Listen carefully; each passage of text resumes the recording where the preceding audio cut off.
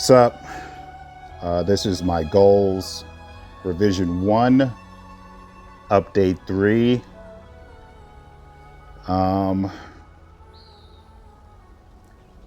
Well, I guess I'll start off by saying experimentation is punishing. It's punishing and costly. All right, I guess just to get to it, I did manage to get the middle stigmata piece for wild. And the wild stigmata is very impressive. Once you get all 3 pieces and you're able to trigger the set bonuses along with everything else, Umber Rose, she does a lot of damage. I did some testing and I tried to see if there's a way for me to trigger the 2-piece set bonus when it's not on Umber Rolls, essentially just by taking 15% damage. And what I was able to learn is that it can be triggered by just taking hits. What I also too learned is that that's not reliable. I tried using it in like super string dimensions, and I would sit and just keep attacking, let myself get hit, and I was noticing that even though I would take something that looked like a significant chunk of damage, it wasn't proccing the 2-piece set bonus. So it's like you have to get hit like really, really hard in order for it to trigger. And I was just realizing that those kinds of hits weren't really happening when fighting a boss. It's only a unique situation where if the boss is like doing some type of super special attack that does a lot of damage and you manage to get hit by it. But when you're trying to actually fight the boss and defeat it, you're so focused on doing, let's say, your rotation or whatever the mechanics are in order to help you win, that in most cases, you simply don't get hit hard enough, frequently enough, in order to trigger the 2-piece set bonus. So essentially, for most of the fight, you just go around without triggering the potential mode. So I was like, okay, that was a little bit of a bummer to learn that. I was doing some other kind of testing. The potential mode, it seems to be affected by Umber Rose's like skill abilities, and specifically like the time slow and time fracture, because it says it's supposed to last for 5 seconds, and then it goes on to say it lasts for an additional 2 seconds when you have 3-piece set bonus. But I've did some testing and that sucker lasts for like about 12 seconds. So I'm thinking, whenever she's doing like, especially her ultimate, which is applying a lot of time slow, or when she enters into a time fracture, there's a I forgot what they call it, a game clock, and then there's a global clock, I guess. And there are some buffs that operate on a global clock, which is not affected by time slow. But then there are other things that are affected by that run according to the game clock, where the game clock is affected by like time slow, or what I should say is time fracture. So the Wild Stigmata set is a really good Stigmata set. It's very powerful on Umber Rose. You can use this Stigmata set on other heroes. I particularly was using on Valkyrie Acceptor without the augment, and you can still get some decent damage out of it. Right now, as far as like the Valkyries, Phoenix, I did manage to, finally acquire the 3rd piece of the Event Stigmata set. So, that's pretty cool. It's working out pretty well. The damage is good. I was able to, beat a Memorial Arena boss with it fairly easily. So that's good. And let's see here. I've got Stygian Nymph. I'm sorry, Starchasm Nyx. So I got Starchasm Nyx here. And so I'm working on crafting Noheim. And, my idea was to use her as an ice DPS. I'm going to try to save up to get her a weapon. So that way I could really use her at least to a fuller potential. Let's see here. So I should be able to craft the third piece of Noheim probably in like about another week and a half. So that's coming along. For Starlit Astrologist, I got her to SS. The main reason why I'm trying to focus on her right now is I want to boost my Fuha damage, physical damage. So, Fuha is my star character, so I'm trying to find ways to make her stronger. So getting Starlit Astrologist to SS, whenever she does her ultimate, it will do more damage now. I guess I have to unlock this. So now whenever she does her ultimate, it will do more damage. Also, too, I'm going to try to get her weapon as well, just so I could try to make Fuha more powerful whenever she's, casting her ultimate. I was unsuccessful with the drops. I'm not too sure if her supply is still showing here. Oh, it still is. 34 minutes and 10 seconds. But I was unsuccessful. So I did another multi-pull just to see. I wanted to save crystals, but at the same time, I was also already prepared to spend crystals in June. So, I don't know. It's a lot of debating going back and forth. So it looks like I decided to try to get to her weapon, and I was unsuccessful. If I go to weapons, I don't have the weapon for Starchasm Nyx, nor do I have the weapon for Starlit Astrologist. So I guess that's pretty much it for this update as far as what's going on. Picking up from where I left off. I guess the part that I want to discuss about, the discussion part, would be as I'm working towards, as I just got all 3 pieces of Wild, I'm already preparing to salvage it. Hence why I said at the beginning, experimentation is costly and punishing.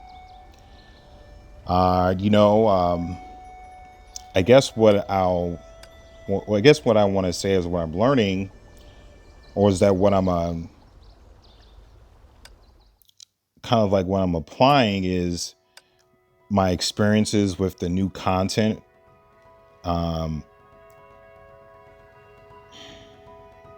new content, especially for the physical damage, when you try to do floor 6, a lot of the starter Valkyries that you get, they're just not as potent as, let's say, the newest releases of Valkyries that have come out, such as Rosalia and her Augment Core, and any other S-rank Valkyrie, natural S-rank Valkyrie that does physical damage. And so I'm finding, when I was using, Umbra Rose served me very well when I was doing a lot of Durax C and when I was doing the Q Single Aris. The floors, the way they were designed back then, Umbra Rose, she served me well. But now it's like as we progressed, as the content has gotten, restructured, it's like I'm finding less places to use Umbra Rose. And since also too, because I'm making an effort to try to use Fuha as like my main Valkyrie, I like bosses, like specifically in a Memorial Arena where I was deciding to use Umbra Rose, I'm like finding ways to use Fuha. Specifically Fuha, the Valkyrie Scepter without an Augment Core. The one main place where I was using Umbu Rose was against the Shadow Knight in Memorial Arena. But I've now have a way to beat Shadow Knight using Valkyria Scepter. And it's like, okay. So that kind of knocks Umbu Rose out of there. Like I mentioned, the content that I was before where Umbu Rose was shining was in Durax C. But now that there's no Durax C and we just have these super string dimensions, and in those floors, even though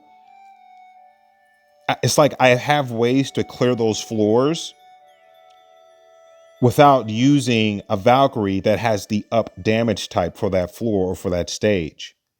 So because now I have that option or freedom to choose, it's like I don't need to specifically use Umbu Rose anymore.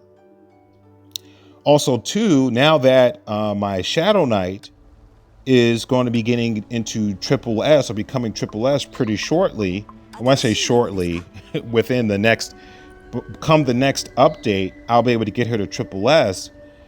I've also too creatively started exploring ways to where I can use Shadow Knight, where I would traditionally or usually use Valkyrie Scepter or Hawk of the Fog, or Valkyrie Scepter with the Augment Core.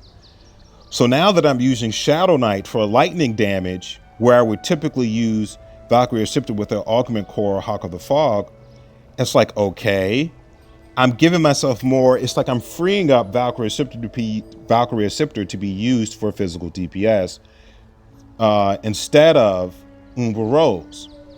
So it's like, as I'm shuffling things around and doing more experimentation, it's like, okay, I don't really need Umbu Rose anymore. So because of this, discovering that I don't really need Umbu Rose anymore is the reason why I'm thinking of, even though I just got her Stigmata set, I'm already thinking about salvaging it. And, on a side note, I did have a thought before I picked up Wild M to probably use that 6,000 Stigmata Resonance for something else. But I decided to go ahead and get the Wild, so this way I can at least see for myself and really experiment and to find out. So I learned a lot, and, unfortunately, it just cost a lot in order to learn. So my goal is that so far the only place where Umbu Rose is still like most useful is when I go to do the Universal Mirage and I go to do the floor 6. There are these mech robots here that I need to be able to take out pretty quickly. And I haven't tried it in solo mode, but I did try it in team mode, and I tried using Valkyrie Scepter, and her damage output just wasn't good enough. Umbu Rose was just better, especially in the Wild Stigmata set. So she has one like real use, like key use here, but if I try and find a replacement, then there will pretty much be nowhere where I will be using Umbu Rose to do damage. So my goal is I still have left over 4 Fiery Crystallum. So essentially at the end of the 4.9 update, I will have 8 Fiery Crystallum. And even though I've been buying Stigmatas to salvage, I still can get one more piece of Ginseng Tan. So, and I remember, if you've followed my videos, I had 2 pieces of Ginseng Tan from way back when, and I salvaged it so I could try to, again, experiment or get other Stigmata pieces. So now my plan is to try to go back to at least 2-piece Ginseng Tan. And the main reason why I want to do that is because I've been trying to figure out how can I boost my elemental damage. And so far, my main focus was on Shadow Knight. I wanted to try and find a way to boost her lightning damage. And I was thinking of trying to upgrade her Monet to Generation 3. Now, for Shadow Knight, I was, I'm like, not really at peace with that idea, because the 3-piece Monet, it gives her the 3-piece bonus where it triggers a move slow. It makes Shadow Knight really great for farming trash, because for Shadow Knight, she has a skill, a passive, where she deals 50% more total damage against slowed or bleeding enemies. So it's like her Stigmata set, the Monet, it triggers that, and she's doing 50% more total damage against all mobs that she's attacking that are slowed. So to have that triggering is still really useful. And I personally don't want to sacrifice that by upgrading. So the only way that I could think of to boost her lightning damage without upgrading her Monet is to get Jinsheng Tan. And this way, if I use the Jinsheng Tan on Hacksaw Bunny, what I've been playing with Hacksaw Bunny, and what I've been realizing is that the way her skills work, especially with the drones, she's able to frequently do her QTE attack. So she's able to frequently do her QTE attack.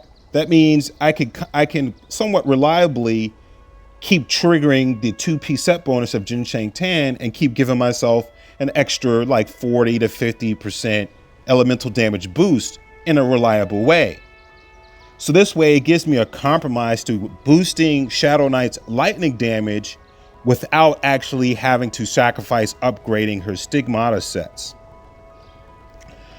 So, and also too, if I get Jinsheng Tan, I can use that Jinsheng Tan for any other elemental DPS with Hacksaw Bunny. So this way I could constantly be boosting not only my lightning damage, but any fire and ice damage as I need it, without having to really focus on getting like the best Stigmata sets right now. I can wait until it's more convenient, or, and so on, by just simply getting Jinsheng Tan and putting it on Hacksaw Bunny.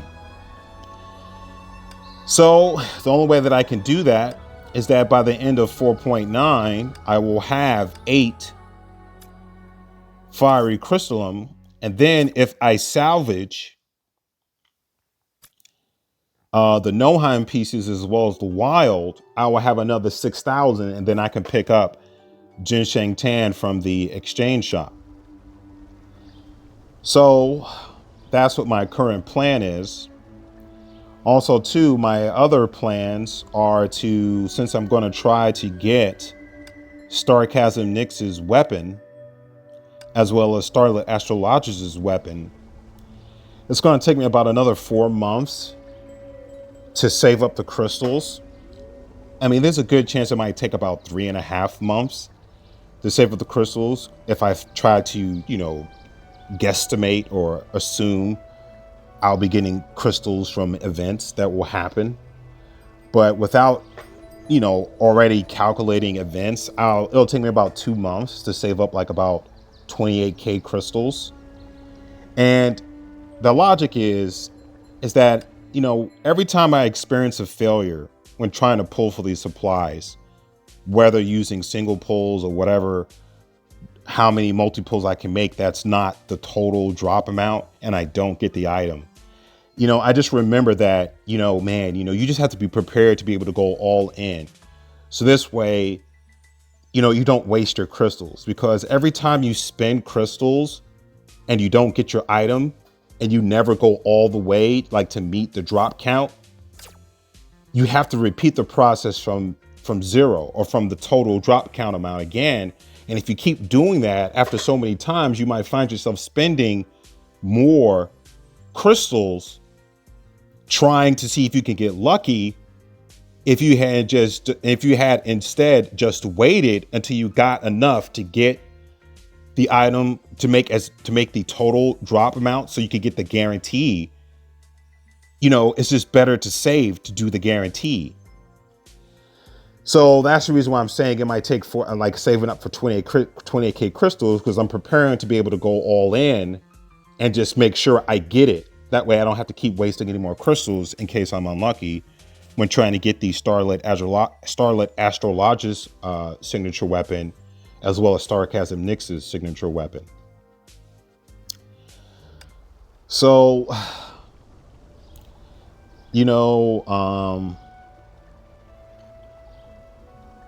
that's my plans. The reason I again started with Astrologist, I just want to make Fuha or Hersher of Sentience more powerful, as well as when I'm using Night Squire. And then, Sarcasm Nyx, I still would prefer to use her for ice damage. And so I want to try to get her online. And even though I have plans to salvage the Noheim Stigmata set, I'm going to still craft the third piece. I'm currently saving up the materials to do so, but I'm going to salvage it. My main goal at this point in time is just to be able to go in and clear the Universal Mirage floor 6 of Glacial Fences. Once I clear that, then I don't really care. Then I'll just salvage it, and then I'll just go back and reforge Noheim. Or who knows, maybe when I'm making pulls for Sarcasm Nyx's signature weapon, I might just get all 3 pieces of Vern along the way. Who knows? But if I need to, I can always go back and just recraft Noheim. There was one other thing that was on my mind. Oh, yeah, right. What I was saying about not using Umbu Rose, I'm finding it to be the same case for Kriegsmesser.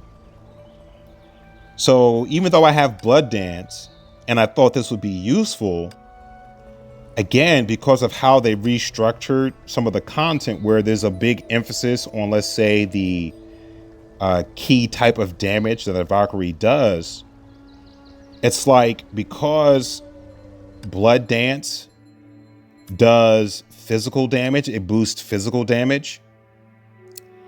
It's like in the Glacial Fences, it's not really that potent or beneficial anymore because they keep reducing all other types of damage except for these like key type of damage the Valkyrie is supposed to be doing, which in this particular case would be ice.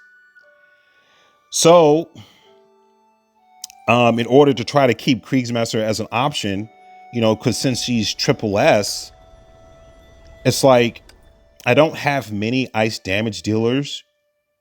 And to try to keep her as an option, I'm planning on going and getting her signature weapon, because her signature weapon will give her more consistent ice damage versus just using the weapon's active of the Blood Dance skill.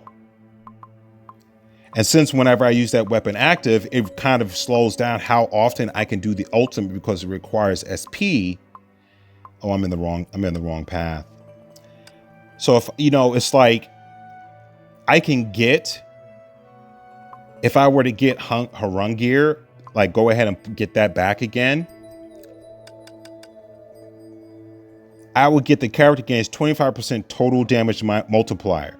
So not only would I be gaining physical damage, I would be gaining ice damage as well. Attacks against enemies who are frozen or with slowed move speed or attack speed has 25% chance of dealing another 100% 100% attack of ice damage. So I'll just be doing more ice damage, which is what I would need to try to make her viable when I need let's say an additional DPS or another type of DPS that does ice damage. And her weapon skill will do 700% attack of ice damage to enemies near the target. After landing, the character gains 30% attack speed. So that 25% total damage multiplier would equate to, after let's say doing a few attacks, it would be like if I had that one burst of 60% when doing an attack. But I would have made up the burst from the weapon skill of Blood Dance by constantly having a 25% total damage multiplier all the time. Also, too, the 700% attack of ice damage is that's a pretty big chunk of ice damage. So even when I decide to use her weapon active, even though I don't have Blood Dance, I still will be doing about as much damage or more overall with her run gear. So that's my logic and reasoning on that. So based on that, I'm preparing to salvage Blood Dance. And when I was making polls, I got New of the Shadow. I'm preparing to salvage, or I should say, convert to Weapon Resonance. And along with that, I'm still planning on buying shards for Gusenso Memento from the War Treasury. So I'm currently sitting at 59 of her fragments. I'm aware that she'll become available in 4.9. So the logic and reasoning is just to get her to 99 fragments. So this way I don't unlock her, or I don't want the game to think that she's available to me. So this way, when her soul or her character card becomes available, I'll just go ahead and buy the character card, which will unlock it. And then I will still have 99 fragments for me to use to try to get her to SS, because I realize that at SS is when she really becomes really powerful. Like, her kinetic energy, you could get her kinetic energy to recharge very quickly. I mean, logically, I would probably want to use New of the Shadow to be able to craft her pre-arm. But because crafting a pre-arm, or basically going back to this whole notion of punishing and costly, it's like, since I'm focused on getting Sarcasm Nyx, and if I get Sarcasm Nyx weapon, I'll just get that to a pre-arm. My logic is that I can't really go around making a whole bunch of pre-arms, because once you make a pre-arm, you can't salvage a pre-arm. So it's not like I could get the resources back. And I only want to make pre-arms for characters that I actually intend to play in some kind of way. I don't want to go around making a pre-arm for a character that I already plan to, let's say, bench or side saddle in lieu of, or in place of, another DPS, which I think is more potent.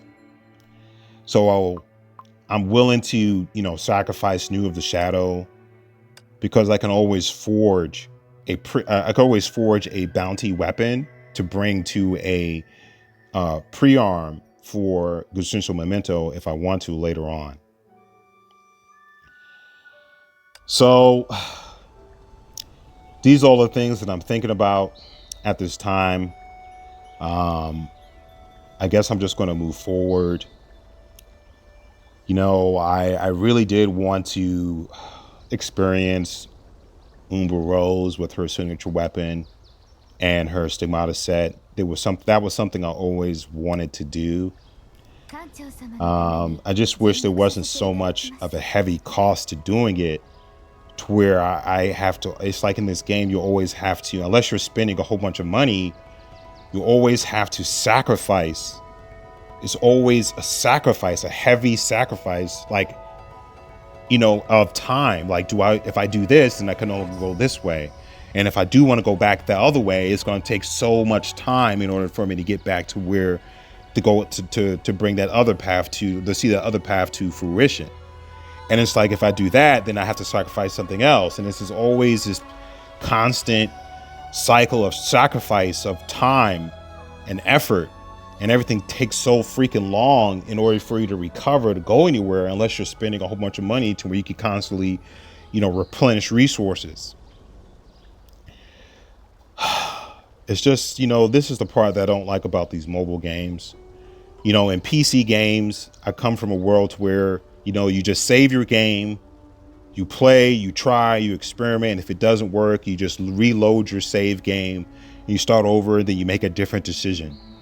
So that way there is a cost in order to experiment, but there is no cost to, let's say, begin again or to start over from where you were before. But in these mobile games, it's like, not only does it cost time and effort to experiment and resources, but once those resources are consumed, they make it take so freaking long to get more, that not only did you lose time in experimentation, you're going to again lose more time and trying to get resources back, so this way you could try something else. And it's, it's a very capitalistic tactic in order to, so they can make money. And that whole excessive capitalism greed, it just ruins the gaming experience. But at least in Honkai Impact the Third, there are paths to where you can say, well, if I do spend the time, put the effort in here, that I will be able to accomplish something. So because of that, it's like it's bad. It's a bad experience having to wait and to realize that everything's costing you so much in time and resources. But at least you know, if you stick with it or put the effort in, that you can steadily progress towards something. Well, I guess that's it for this update. I'm going to keep trucking along, and I guess once I actually make some significant changes or actually accomplish at least what I mentioned in this update 3, I'll probably make another update. All right, that's pretty much it. Peace.